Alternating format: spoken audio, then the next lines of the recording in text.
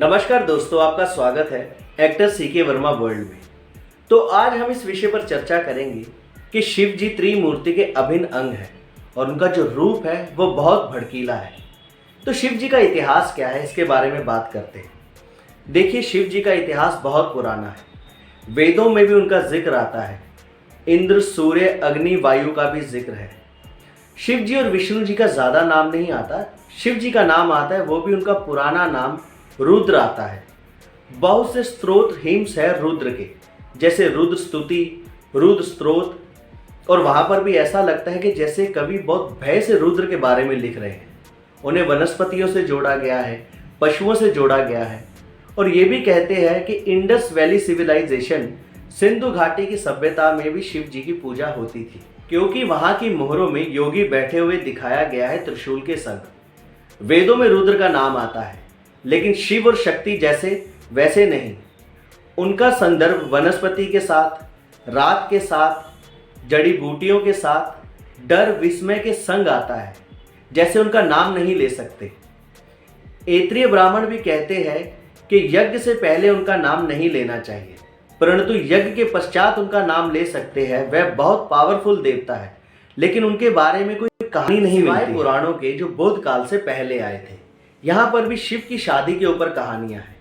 लेकिन ये बात भी आश्चर्यचकित करती है कि पौराणिक काल से पहले बुद्ध काल आया था, और बुद्ध काल में वैराग्य के ऊपर बहुत महत्व दिया गया था। और पौराणिक कथाएं जैसे रामायण, महाभारत, शिव पुराण, इसमें गृहस्थ जीवन के ऊपर महत्व दिया गया है। तो हम देखते हैं कि पौराणिक कथाओं में जो वेद है वह अपने पात्र बदल लेते हैं। गृहस्थ जीवन और वैराग्य जीवन के बीच में क्लियर टेंशन है। शिव के मंदिर बनना शुरू हुए 2000 साल पहले, जैसे कैलाश एलोरा में, बृहदेश्वर मंदिर तंजावुर में। फिर उसके 1000 साल बाद बहुत बड़े बड़े मंदिर बने शिव जी के, जो ये दर्शाते थे कि शिव एक बेहद ही चहेते देवता बन गए हैं। फिर शैव मठ शुरू हो गए, जो वैष्णव मठ और शक्त मठ की बराबरी करते थे।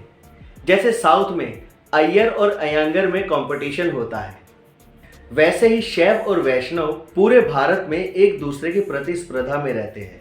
शिव जी का महत्व पिछले 2000 साल में बहुत बड़ा है। सिंधु घाटी की सभ्यता में शिव जी का उल्लेख शुरू हुआ, और वेदों में भी कुछ शब्द आते हैं।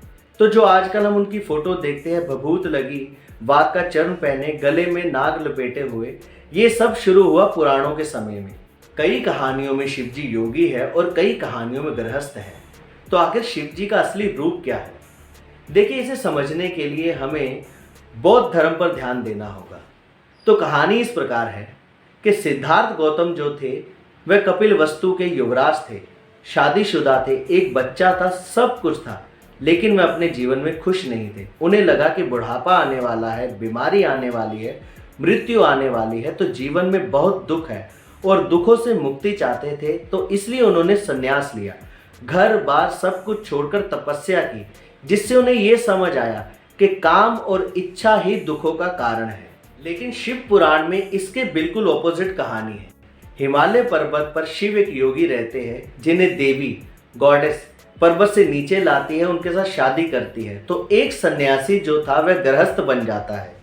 तो दोनों कहानियों में ये दोनों चीजें एक दूसरे के ऑपोजिट हैं, लेकिन दोनों इंपॉर्टेंट है। यहाँ एक टेंशन है, वह योग या वैराग की तरफ जा रहे हैं और देवी उनको भोग की तरफ ले जा रही है, और शादी के बाद उनका रूप बदल जाता है। तो suddenly he is a musician. वह हाथ में वीणा पकड़ते हैं तो वीणा पानी बन जाते हैं, नाचते हैं तो नटराज बन जाते हैं। रामायण महाभारत में शिव शक्ति की कहानी सुनाते हैं। तो जब हम तंत्र शास्त्र के बारे में बात करते हैं तो एक बात हमेशा बताई जाएगी कि जब पार्वती जी ने शिव जी से प्रश्न पूछा और उन्होंने उत्तर दिया, तो यहाँ वे ज्ञानी बनकर कहानी सुना रहे हैं। इससे पहले तो वे बहुत गंभीर थे, आंखें बंद थी, किसी से बातें भी नहीं करते थे। अब तो बातें भी करते हैं। तो देवी ने उन्हें दुनिया से जोड़ दिया। शिव वो है जो दुनिया त्याग चुके हैं, और शंकर वो है जो दुनिया के हैं। तो दोस्तों, ये दो फॉर्म निकल के आती है पुराणों से। धन्यवाद हमें सुनने के लिए। ऐसी और महत्वपूर्ण जानकारी के लिए हमारे चैनल को सब्सक्राइब कीजिए। नमस्कार।